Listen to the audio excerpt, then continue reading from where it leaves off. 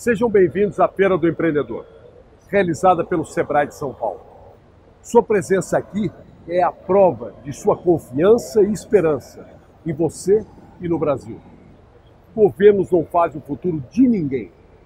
Cada um com o seu suor é que faz o seu destino e o esforço de todos é que constrói uma nação. Por isso, todos vocês estão de parabéns, trilhando o seu próprio futuro e o futuro do Brasil.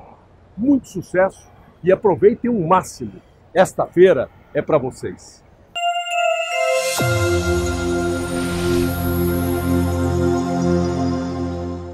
Eu sou do Escritório Regional de Guarulhos. Hoje nós teremos essa palestra aqui, como se tornar um microempreendedor individual. Só tem um recado antes de começar a palestra. Quem está na última fileira dos vidros, a gente vai pedir para que vocês não encostem, porque o vidro é frágil, tá bom? Então, só tomar cuidado aí com a questão do vidro. E outra coisa, a apresentação, me passaram a informação que ela vai estar disponível no portal do empreendedor, tá? Então, quem quiser baixar a apresentação, pode fazer o download pelo site do portal do empreendedor, ou se quiser pode me mandar um e-mail, eu coloquei ali no Flipchart, tá? Mas no portal do empreendedor me passaram essa informação, então é até mais prático, tá? Para vocês fazerem o download. Alguém aqui já tem empresa aberta? Já? Já? Tem o CNPJ? Hoje, em cima dessa apresentação do conteúdo, a gente vai focar em quem ainda não abriu empresa, tá? Quem ainda não abriu o CNPJ, para formalização de negócios que já existem, porém que não tem CNPJ, tá bom? E eu gostaria de combinar o seguinte, eu poderia passar o conteúdo todo e depois, ao final, deixar uns 15 minutos para perguntas, pode ser? Porque a gente só tem 1 hora de palestra, então tem que ser um pouco mais dinâmico, tá, o conteúdo. Eu estou tentando falar bem alto, mas se vocês aí do fundo não estiverem me escutando, eu falo mais alto ainda, tá bom? Tá?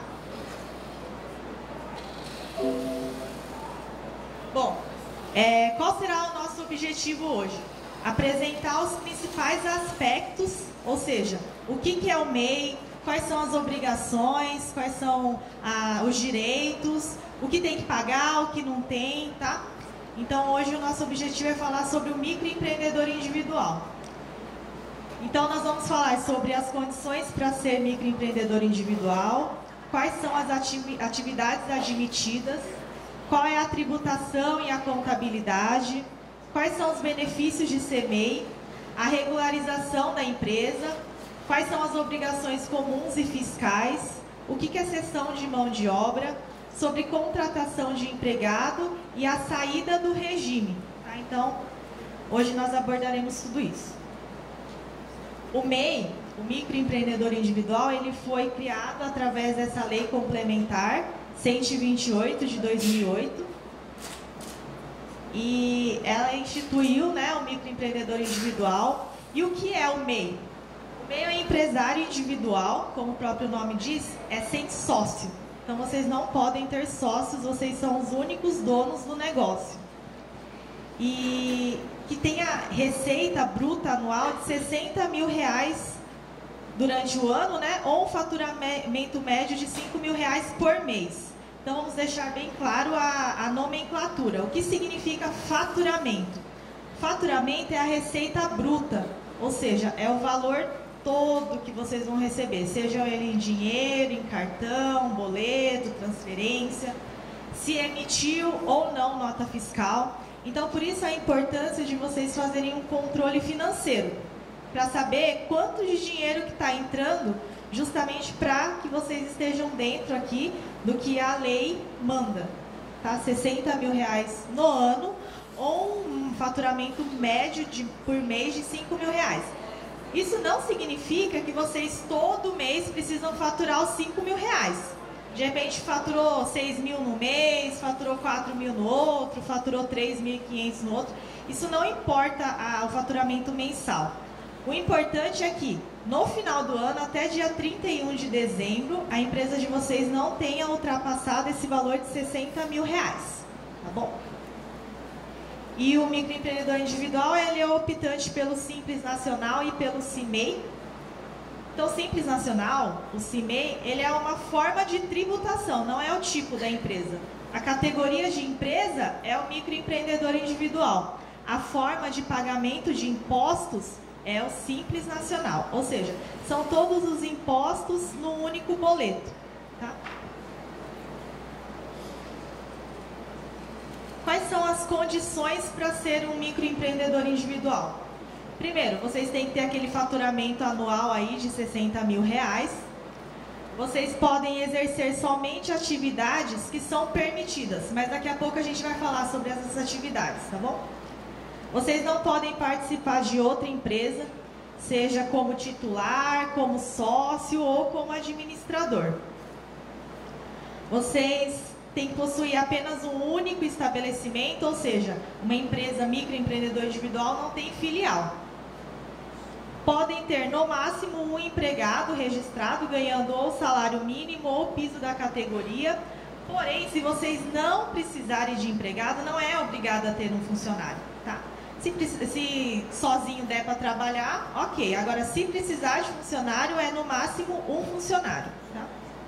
E vocês também têm que observar as normas, né, estaduais e municipais relativas à atividade. Também nós vamos falar aí durante a apresentação. Quais são os impedimentos para ser um microempreendedor individual? Os absolutamente incapazes e também os relativamente incapazes. Tá? Aí tem algumas regras aqui, maiores de 16, menores de 18, não sei se tem aqui alguém, mas precisa ser emancipado.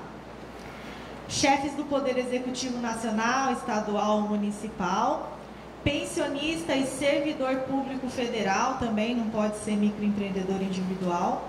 E aqueles que estejam passando aí por uma condenação penal. Então, esses são os impeditivos, tá? Membros do Poder Legislativo também não podem ser microempreendedores individuais. Os magistrados, os estrangeiros com visto provisório, os membros do Ministério Público Federal, empresários falidos, né, enquanto não forem reabilitados, os leiloeiros, os cônsules e os servidores militares da ativa, tá, em relação às Forças Armadas e das polícias militares. Não impede o registro, ou seja, vocês podem ser microempreendedores individuais, mas existem algumas perdas, tá? Então, pessoa que recebe um benefício de prestação continuada da assistência social ou tutor. E também pessoa que recebe aposentadoria por invalidez, pode ser MEI. Mas a partir do momento que abre a empresa, o governo corta o benefício da aposentadoria por invalidez. Quem é funcionário de empresa registrado pode abrir MEI também, tá? O único detalhe é que, se por acaso você for mandado embora sem justa causa, você não recebe o seguro-desemprego. Porque o seguro-desemprego ele é um benefício justamente para aquelas pessoas que foram mandadas embora e que não tem nenhuma renda. Você, com a empresa aberta, o governo entende que você já tem uma fonte de renda. Então, também o seguro-desemprego ele é cessado.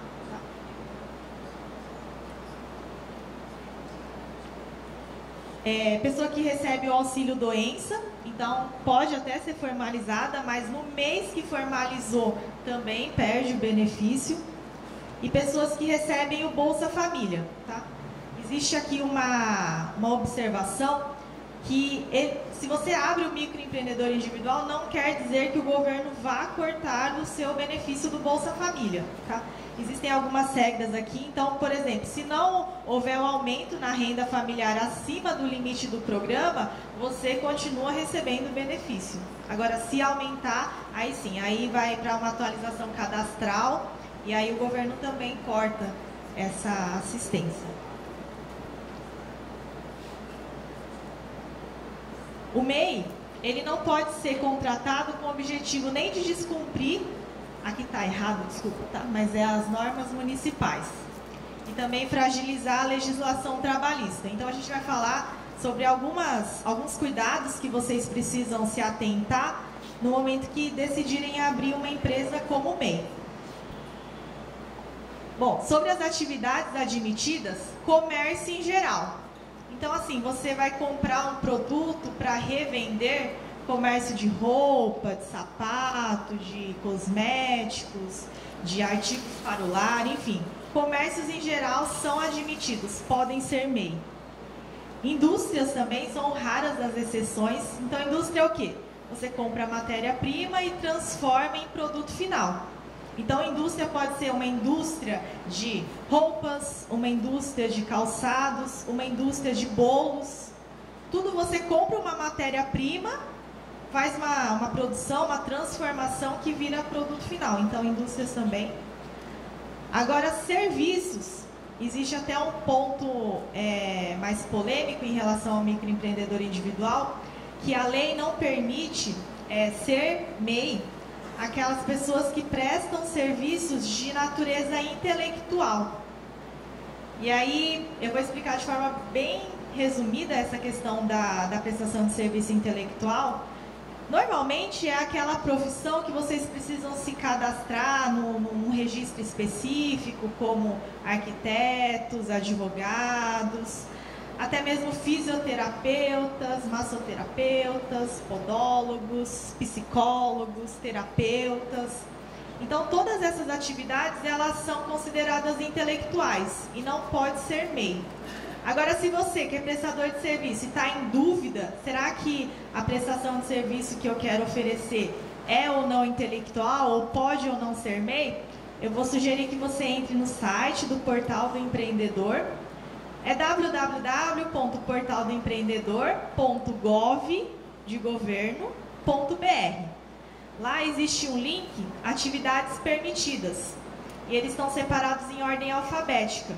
São mais de 400 atividades ali listadas. Então, eu recomendo que você verifique lá no site para analisar se a sua prestação de serviço ela é admitida como microempreendedor individual. Agora, serviços de natureza não intelectual, todos são permitidos como microempreendedor individual. Então, a gente tem alguns exemplos: barbeiro, borracheiro, cabeleireira, costureira, fotógrafo, manicure, pedreiro, sapateiro, vendedor ambulante, diarista, cuidador de animais. Como eu disse, são mais de 400 atividades. Então, tem bastante atividade que permite ser MEI. Então, se tiver dúvida, entra lá no Portal do Empreendedor e verifica, tá? Mas a maioria das prestações de serviços também são permitidas. E também contadores ou técnicos contábeis, tá? Escritório de contabilidade pode ser microempreendedor individual. Sobre a tributação do MEI, vocês devem escolher mensalmente o valor fixo. Ou seja, aqui são os valores que vocês vão pagar quando abrir o MEI. Para abrir o MEI, vocês não pagam nada. A partir do momento que o microempreendedor individual está aberto, todo mês vocês vão ter um valor fixo a ser pago. Então, independente se você faturou R$5.000 por mês ou você faturou R$5, todo mês vai ser o mesmo valor. Tá? Aqui, R$44 de INSS. R$44 é 5% sobre o salário mínimo, ou seja, esse valor todo ano está mudando. Tá? Todos pagam, independente se a sua empresa vai ser comércio, indústria ou serviço. Agora, existem esses dois impostos aqui. O ICMS, que é o Imposto sobre Circulação de Mercadorias e Serviços, e o ISS, que é o Imposto sobre Serviços. Aí muda.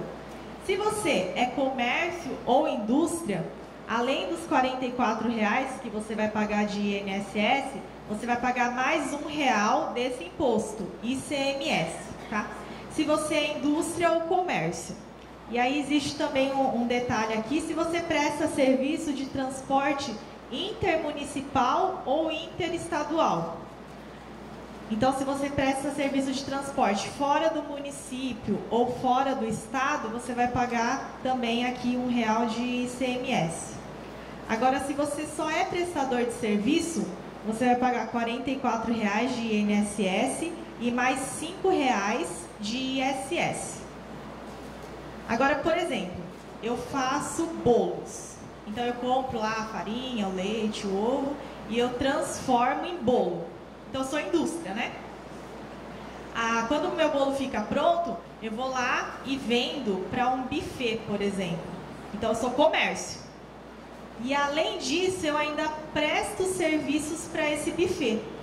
Então, eu também sou serviço. Então, minha empresa, ela abrange todos os segmentos aí, né? Comércio, indústria e serviço. Então, eu vou pagar R$44, que todo mundo paga. Eu vou pagar mais R$1, porque eu sou indústria e comércio. E eu vou pagar mais R$5, porque eu sou prestadora de serviço. Então, no total, eu vou pagar R$50 todo mês. Então, é importante que vocês verifiquem aí a atividade que vocês querem abrir, a empresa, para saber quanto que vocês vão pagar aí todo mês em relação a esses impostos. A redução de taxas para o MEI, ele é o ponto mais vantajoso desse tipo de empresa, porque todos os custos eles são reduzidos a zero.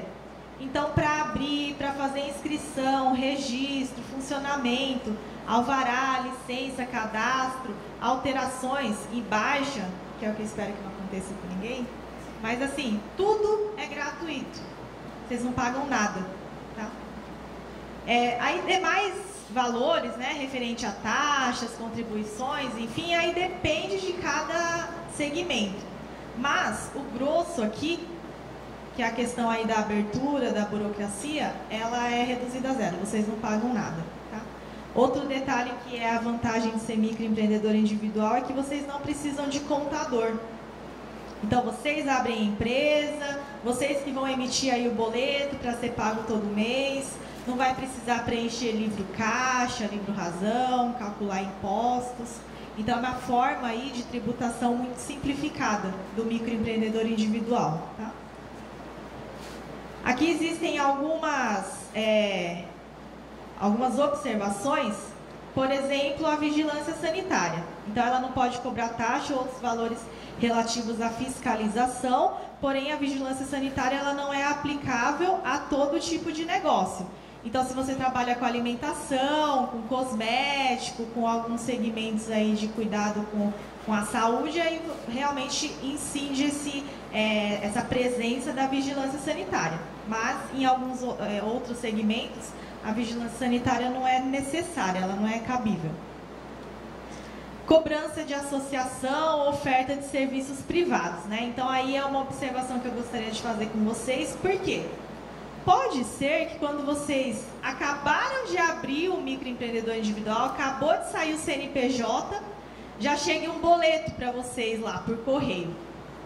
Aí vocês vão abrir o boleto, aí vai ser de uma associação, de um sindicato, de uma categoria de classe. Ficou na dúvida? Não pague. E vá no Sebrae mais próximo, tirar a dúvida, tá? Porque o único boleto que vocês são obrigados a pagar é aquele que eu expliquei lá, dos 44 mais R$1, dos 44 mais R$5. O restante de qualquer outra cobrança é o que a gente chama de pagamento voluntário. Então, assim, recebeu, se pagou a primeira, é como se vocês já estivessem aceitando se associar, se sindicar, sindicalizar, se categorizar. Então, pagou o primeiro boleto, eles entendem que vocês vão pagar o restante, né? Então, recebeu o boleto, não sabe o que é, não sabe direito se tem que pagar ou não, procura o Sebrae mais próximo para tirar a dúvida. Porque o único boleto obrigatório a ser pago é aquele lá, dos 44 mais R$1, dos 44 mais R$5, tá? Concessionária de serviço público, né? Então fica vedado o aumento nas tarifas pagas pelo MEI por conta da modificação da condição de pessoa física, ou seja, pessoa que não tem empresa, para pessoa jurídica, a empresa constituída com CNPJ. E o IPTU, para realização da atividade no mesmo lugar que o MEI residir, aplica-se a menor tarifa praticada por aquela localidade, seja residencial ou empresarial. Aqui do lado tem aqui na frente tem o estande do microempreendedor individual, que é a Prefeitura de São Paulo, da cidade de São Paulo, que está atendendo, tá? Então, em relação ao IPTU, essas questões aí das normas municipais, quem for aqui da cidade de São Paulo, quem vai abrir a empresa na cidade de São Paulo, eu recomendo que procure aqui o estande da Prefeitura, para tirar dúvidas, tá bom? Então, como eu expliquei, A contabilidade é simplificada, então vocês dispensam aquela documentação fiscal, contábil. Comprovação das receitas é mediante um registro de vendas ou de serviços. Lembra que eu falei que não pode ultrapassar os 60 mil reais? E a importância de fazer um controle financeiro. Como que eu faço para controlar? Para saber quanto que está entrando de dinheiro na minha empresa? Eu vou dar uma recomendação, até mesmo muito particular. É o que dá certo para você. Se para você dar certo anotar num caderno, se você vai anotando cada venda que você faz, no final do mês, se eu te perguntar quanto que entrou de dinheiro, se o caderninho responder, se você conseguir se achar nas anotações, não tem nenhum problema. Agora, se você baixou na internet ou você mesmo criou uma planilha no Excel, que você consegue se achar, que toda venda que você faz, você consegue alimentar essa planilha, e se ela dá certo, ok também.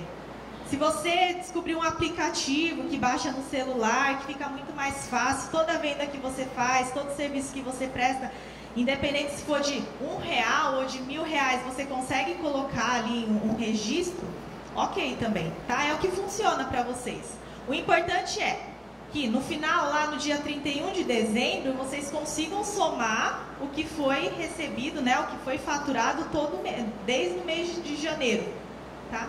Porque vai ser importante justamente para você comprovar essa receita, comprovar o dinheiro que está entrando, porque eu vou explicar daqui a pouco para que ele vai servir esse controle, tá? Outra coisa que eu vou pedir para que torne-se um hábito quando vocês abrirem empresa, quando vocês se tornarem empresários, é vocês sempre pedirem a nota fiscal do fornecedor. Por quê? Primeiro, até para a própria segurança, né? De repente, sei lá, eu vendo roupa e eu vou comprar roupa lá no Brás. Aí eu pego meu carro, vou fazer compra lá, compra mercadoria. Quando eu estou voltando, sei lá, de repente a polícia me para. Como que eu vou comprovar a procedência, né, de toda essa mercadoria? Com a nota fiscal. Tirando a segurança, até para um controle financeiro de vocês mesmos. Porque esse é o dinheiro que está saindo. Esse não é o que a gente pede para comprovar. Na verdade, a comprovação é só do que está entrando de dinheiro na empresa. Mas é muito importante saber também o que está saindo. E pedir a nota fiscal para o fornecedor é uma forma de ter ali os valores registrados. Então, vocês vão estar sabendo aí o que está realmente saindo aí de dinheiro na empresa. E o fornecedor, ele é obrigado a faturar a nota fiscal para vocês. Porque uma vez que vocês já estão formalizados com o CNPJ, ele tem que faturar a nota fiscal, tá? Isso no caso do fornecedor. Agora, quando vocês estão vendendo para os seus clientes. Primeiro, se for para consumidor final, vocês não são obrigados a faturar a nota fiscal, tá? E dificilmente o consumidor final vai pedir nota fiscal. Agora, se vocês estão vendendo ou prestando serviços para outra empresa, aí com certeza ela vai pedir nota fiscal, tá? Com certeza. Então, para quem fatura nota fiscal de indústria e serviços, indústria e comércio, tem que procurar o posto fiscal, que é da Secretaria da Fazenda, que em São Paulo, todo mundo aqui é de São Paulo ou tem gente? É legal procurar o posto fiscal da sua cidade, tá? Porque é lá que eles dão autorização para emitir nota fiscal. Agora, se você é prestador de serviços, você tem que procurar a prefeitura, a Secretaria de Finanças da prefeitura da sua cidade. Quem é de São Paulo está tendo essa vantagem, essa facilidade da prefeitura estar ali no estande da frente. Então, teve dúvidas com nota fiscal? É na Secretaria de Finanças, que é um órgão da prefeitura, tá? Então, só para recapitular, vendeu para consumidor final não é obrigado a faturar nota fiscal. Agora, vendeu para outra empresa, sim, é obrigado. E aqui tem uma observação, aqui no estado de São Paulo, a empresa que for contribuinte daquele imposto que eu expliquei, o ICMS, e que adquirir mercadoria de microempreendedor individual, no caso vocês, ela vai emitir uma nota fiscal de entrada, mas aí é ela, tá? Vocês não precisam se preocupar, é ela que vai emitir uma nota fiscal de entrada para quem for prestar, para um de vocês que forem prestar serviço para uma outra empresa. Bom, isso aqui está na apresentação, né? É um relatório mensal da Receita Bruta. Dá para fazer o download naquele portal do empreendedor, tá? Só que às vezes eu mostro essa planilha, aí os empresários já se assustam, né? Porque vê esse monte de linha, esse monte de coluna para preencher. Então eu volto a dizer, é o que dá certo para vocês, tá? É o controle que mais se adequa à realidade de vocês. Pode ser o caderno, pode ser a planilha, pode ser o aplicativo. Desde que vocês se achem, desde que as informações estejam ali, ó, na mão, tá? E aí, o portal do empreendedor, né, www.portaldoempreendedor.gov.br, ele tem essa cara aqui, tá? E aí dá para fazer um monte de coisa no portal, inclusive abrir a empresa, tá? Então, abertura da empresa, emissão de certificado do MEI, que às vezes banco pede, então dá para emitir por lá. Dá para emitir esse DAS. O DAS é o documento de arrecadação do Simples Nacional ou simplesmente o boleto do mês. Todo mês tem que pagar esse boleto. Dá para fazer a baixa, né, a extinção. Dá para enviar a declaração anual do MEI. O que é essa declaração anual? A partir do momento que vocês abrem a empresa, vocês vão ter que se preocupar uma vez ao ano de fazer uma declaração para a Receita Federal. Não é a declaração de imposto de renda de pessoa física. Essa é a declaração anual da empresa microempreendedor individual. Então, aí que vem a importância de fazer o controle. Então, essa declaração ela é sempre feita de janeiro até maio. É o prazo para ser feito. Se vocês abrirem agora, nós estamos em fevereiro, né? Então, vocês só vão precisar fazer essa declaração em janeiro do ano que vem. Em janeiro do ano que vem, vocês vão ter que declarar tudo que vocês faturaram esse ano. Então, por isso da importância de fazer o controle, tá? Dá para fazer a declaração pelo site do Portal do Empreendedor e dá para fazer na prefeitura também, quem for aqui de São Paulo. Quem não for de São Paulo, é legal perguntar na prefeitura da sua cidade, tá? Porque geralmente tem sim esse tipo de prestação de serviço para o microempreendedor individual. O que vocês vão fazer? Espera um momentinho, eu vou terminar e eu abro para perguntas, pode ser? Tá? Vocês vão somar os valores de todos os meses e fazer a declaração. Não precisa mostrar nota fiscal, não precisa mostrar recibo, não precisa mostrar nada. É só o valor. E lembrando que esse valor não pode ultrapassar R$60 mil, tá?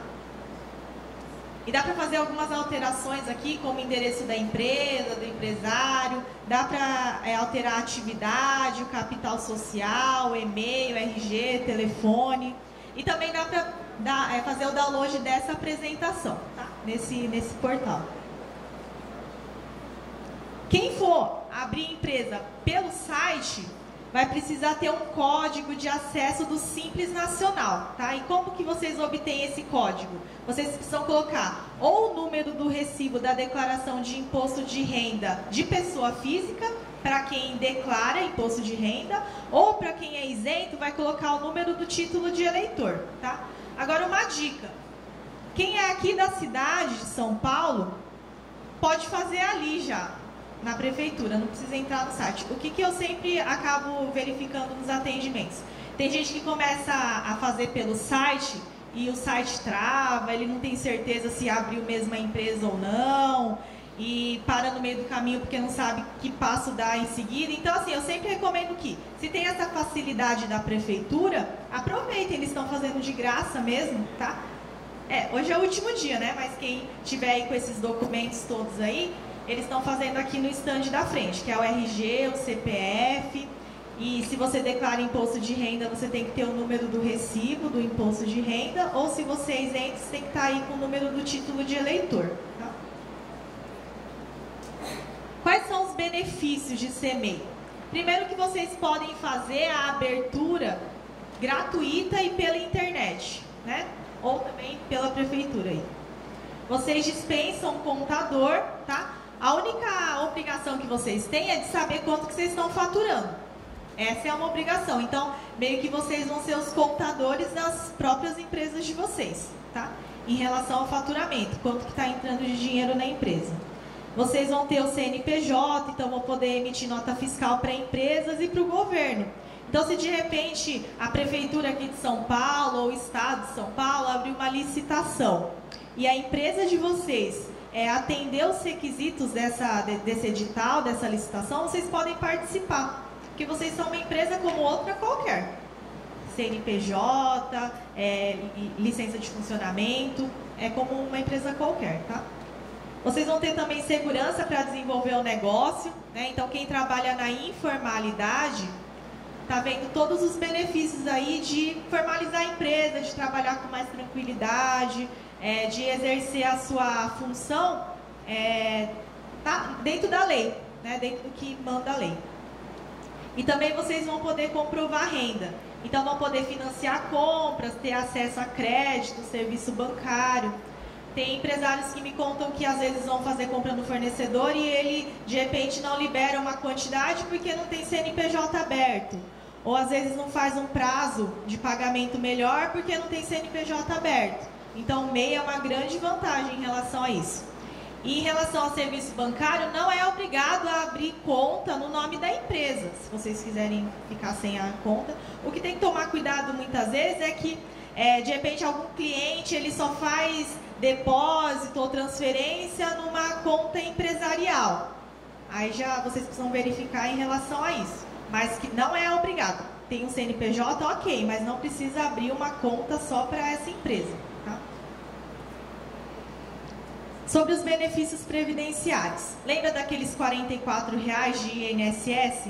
Então, esses R$44 dão direito de todas esses benefícios previdenciários. Tá?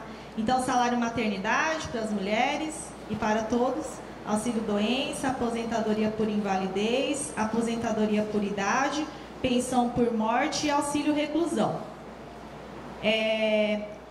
Nessa coluna aqui, ó, o CM quer dizer contribuições mensais. E isso quer dizer que são pagamentos em dia. Então, todo mês está pagando ali direitinho, sem ter passado aí do prazo de pagamento, tá? Então, para a mulher que requerer o salário maternidade, ela precisa pelo menos ter 10 contribuições mensais pagos em dia. Para quem precisar do auxílio doença, precisa ter 12 contribuições mensais pagas em dia. Aposentadoria por invalidez também, 12 contribuições, um ano, né, pagando. Aqui a aposentadoria por idade, 180 meses, 15 anos pagando em dia, tá? E ainda tem uma observação por conta da idade. Homens 65 anos, mulheres 60 anos, tá? O MEI, ele não tem direito à aposentadoria por tempo de contribuição, só por idade. Pensão por morte e auxílio reclusão. A pensão por morte aqui é uma contribuição em dia, o auxílio reclusão são 12 contribuições. Porém, houve uma mudança na legislação previdenciária, então vai depender também do período que o segurado ele tem a qualidade de segurado. Então, existem algumas regras. E aí, se quem tiver dúvida, pode ligar no INSS, que é 135, ou entrar no site, tá? Mas, via de regra, é isso. Pagou uma contribuição mensal, já tem direito à pensão por morte. Espero que ninguém precise aqui. E auxílio reclusão, 1 ano, tá bom? Regularização do empreendimento. Antes de abrir empresa, eu aconselho que vocês consultem a prefeitura aí da cidade de vocês para verificar a possibilidade de exercer a atividade no local pretendido, tá? Por que isso? Às vezes vocês já têm a ideia do negócio, conseguem um salão, já fecha negócio ali, já fecha o aluguel do salão, e aí quando vai verificar na prefeitura, naquela rua, naquele bairro, naquele número, não pode ter uma empresa, por exemplo, uma loja, um escritório de web design, enfim, tá? Então, tomar bastante cuidado. Se a empresa de vocês não solta poluentes, se não despeja resíduos químicos pelo esgoto, se vocês não têm procedimentos que podem contaminar o solo, a maioria das empresas que são microempreendedor individual não tem esse problema, não tem essa barreira. Mas, de qualquer forma, é legal pesquisar na prefeitura primeiro, tá? E aí a prefeitura ela tem um sistema que é o de zoneamento, ou seja, ela vê se naquela região pode ter um determinado negócio. Então é sempre importante verificar antes na prefeitura. E aí existe o alvará provisório de 180 dias. Isso para quem abre a empresa no site. O alvará é a licença de funcionamento. Então, para quem for abrir empresa pelo portal do empreendedor, automaticamente já tem um alvará de 180 dias. Mas o que eu recomendo? Já vá na prefeitura da sua cidade para requerer o alvará, a licença definitiva, tá? Porque uma vez que esse alvará aqui provisório ele ultrapassar os 180 dias, vocês estão irregulares em relação à utilização da ao funcionamento da empresa na cidade. Agora, em relação a CETESB, Vigilância Sanitária, Corpo de Bombeiros, Termo de Permissão de Uso, que é o TPU, vocês verifiquem na prefeitura também. A maioria dos casos não vai precisar. Agora, vigilância sanitária, quem for trabalhar com comida, com procedimentos estéticos, isso é certeza, tá?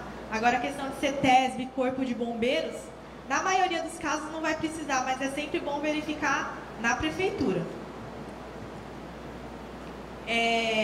Aqui fala que quando vocês solicitam alvará junto ao Estado e o município, vocês vão declarar sobre as penas da lei, que vocês estão cientes de todos os requisitos legais e tudo mais. Então, para ter segurança em relação a isso, é importante que antes de abrir o CNPJ, antes de abrir o microempreendedor individual, vocês consultem a prefeitura, tá? Aqui vai falar sobre a declaração que vocês assinam digitalmente, né, no site do portal do empreendedor, para ter o alvará provisório, tá? Mas como eu disse, abriu pelo portal, já vai na prefeitura e já solicita a licença definitiva. Se vocês abrirem aqui no stand aqui da prefeitura, eles já vão dar a entrada automática da licença definitiva de funcionamento, tá? E aí existem algumas atividades aqui que elas são consideradas de alto risco. Então, os órgãos responsáveis, eles vão autorizar ou não o funcionamento de determinadas empresas. Dentre elas aqui, serviço de pulverização de pragas, curtimento de couro, fabricação de papel, de fralda, desinfetante, sabão, detergente, cosmético, artigos pirotécnicos, colchões, coleta de resíduos perigosos e venda de produto farmacêutico, de gás, de produtos saneantes, de fogos de artifício, de pragas urbanas e também serviços de funerárias. Então, caso alguém aqui esteja pretendendo abrir uma empresa que esteja relacionada a essas atividades de alto risco, vocês ainda mais precisam se preocupar em relação à licença de funcionamento na prefeitura, tá bom? Bom, aqui vai falar sobre a declaração, mas eu já quis falar antes, né, porque estava escrito ali, mas é a declaração anual. Então, a partir do momento que abrir o MEI, sempre coloquem aí na agenda de vocês. Janeiro vai precisar fazer a declaração. Na verdade, é de janeiro até maio. Mas se a informação é do ano que passou já, por que vocês vão esperar até maio para fazer essa declaração? Já façam logo em janeiro, para não esquecer, para não ficar em cima, para o portal não dar problema na hora de fazer a declaração, tá? Então, chegou 31 de dezembro, faz o fechamento do faturamento do ano. Assim vocês já vão ter o valor e vão conseguir fazer a declaração, tá? A declaração ela pode ser feita no portal do empreendedor, é gratuito. Agora, passou do prazo, aí paga a multa. Então, por isso que é importante fazer o quanto antes. O que é cessão de mão de obra? Não é permitido prestar serviços que envolvam a cessão de mão de obra, como serviços contratados de necessidade contínua da contratante, ligados ou não à atividade fim. E serviços executados nas dependências do MEI que não configura cessão ou locação de mão de obra. Resumidamente, eu sou cabeleireira e eu abri o MEI e o meu salão é na garagem da minha casa. Aí minha amiga, ela também tem um MEI e ela também é cabeleireira. Só que eu vi que o meu salão é grande e tal, e aí eu falei assim, olha, vem trabalhar aqui pra mim. Então, cada corte que você fizer, cada hidratação, sei lá, eu fico com 20% do valor. Isso é cessão de mão de obra. Por quê? Um MEI não pode contratar um outro MEI da mesma atividade para o seu favorecimento. Sei lá, eu tenho uma lanchonete, um MEI que tá lá, fabricação de salgados. Eu não posso contratar um outro MEI para trabalhar dentro da minha lanchonete para fazer salgados também, tá? Agora, se por exemplo, eu tenho uma confecção, MEI, e aí eu preciso entregar as peças no meu cliente. Então eu vou precisar, eu utilizo o carro para fazer essas entregas e eu preciso fazer a manutenção desse carro. Então eu vou contratar um mecânico. E o mecânico é MEI. Aí pode. Por quê? O mecânico não tem nada a ver com a atividade da minha empresa. E eu não vou precisar de um mecânico todos os dias, assim como a cabeleireira precisa, assim como a dona lá da lanchonete precisa também. Tá? Então, prestador de serviço de forma não contínua, que não tem a ver, a atividade não tem a ver com quem está contratando, não é cessão de mão de obra. Agora, quando vocês verificarem que é a mesma atividade, você vai precisar de forma contínua dessa prestação de serviço, isso é caracterizado como cessão de mão de obra e não pode. Tá?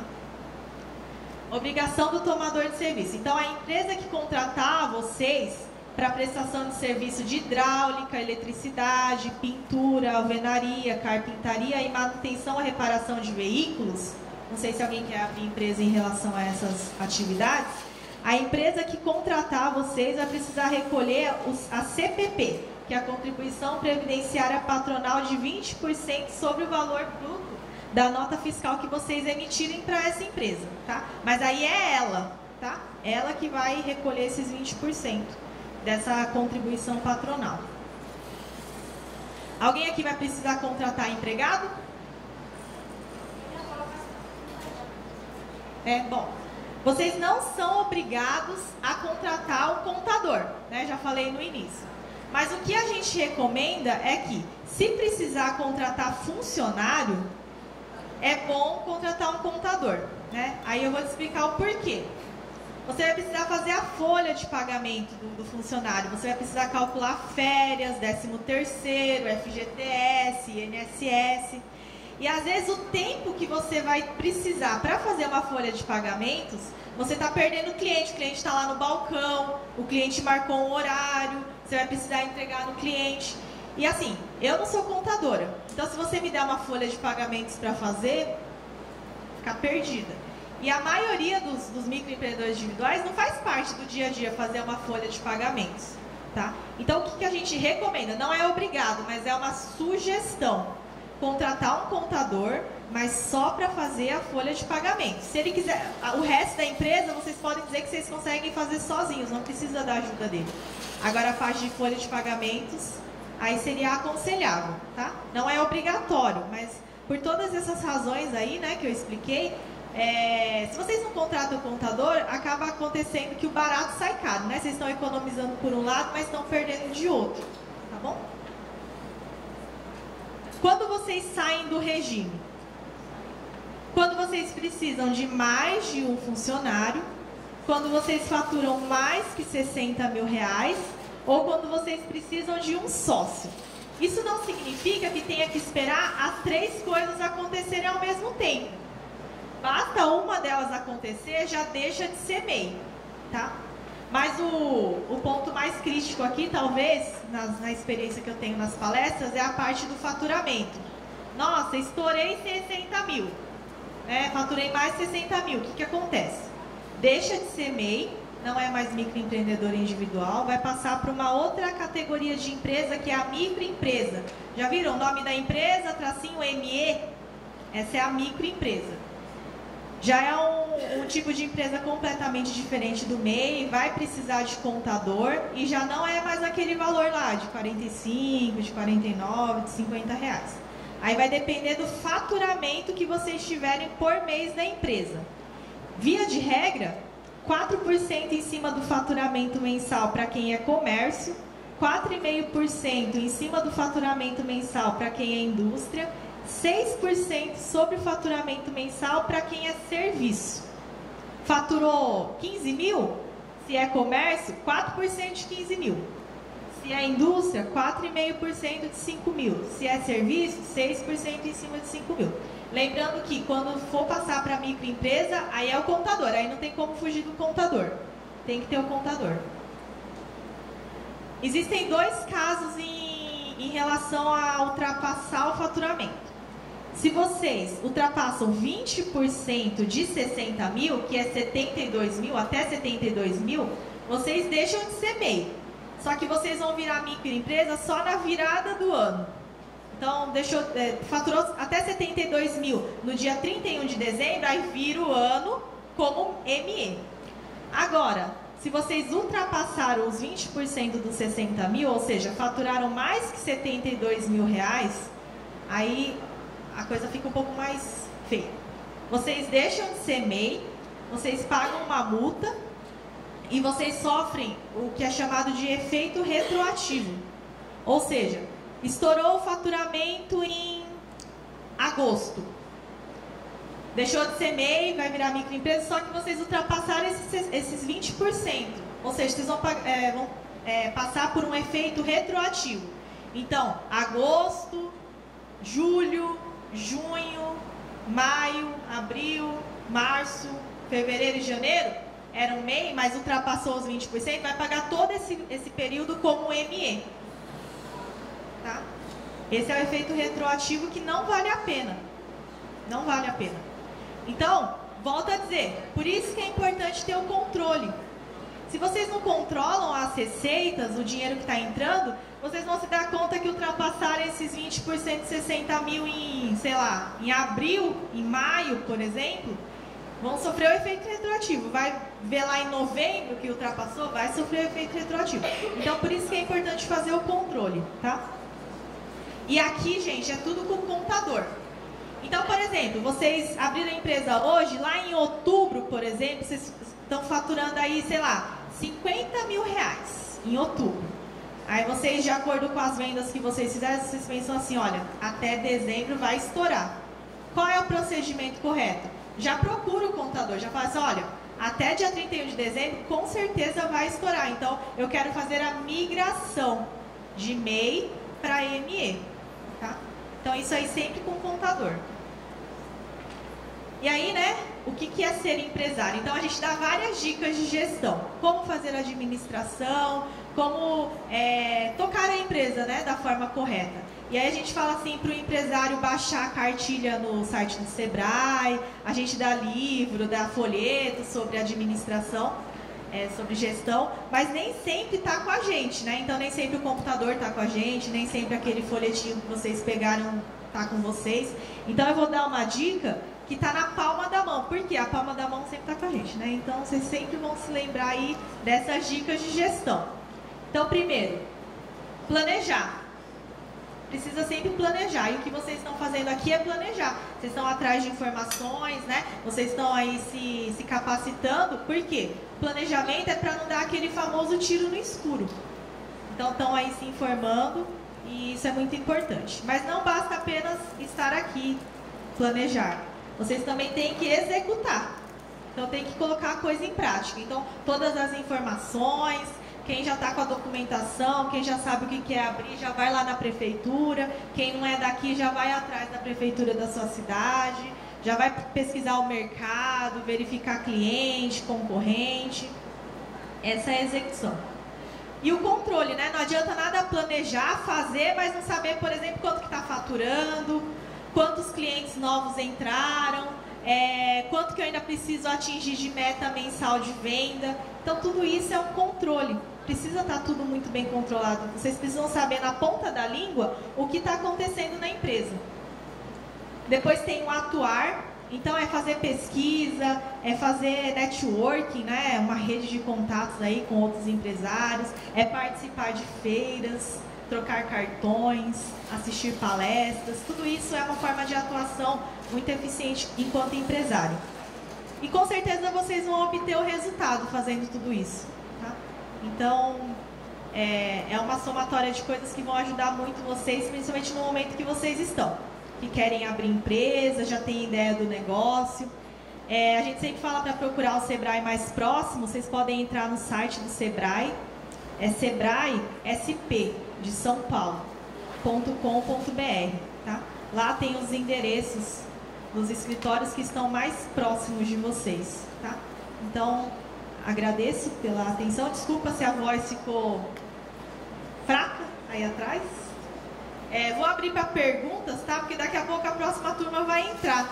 Então, quem quiser fazer perguntas, agora quem não tiver, obrigada, aproveitem a feira. E se precisar, podem entrar em contato com o Sebrae mais próximo, tá bom? Obrigada, uma boa tarde.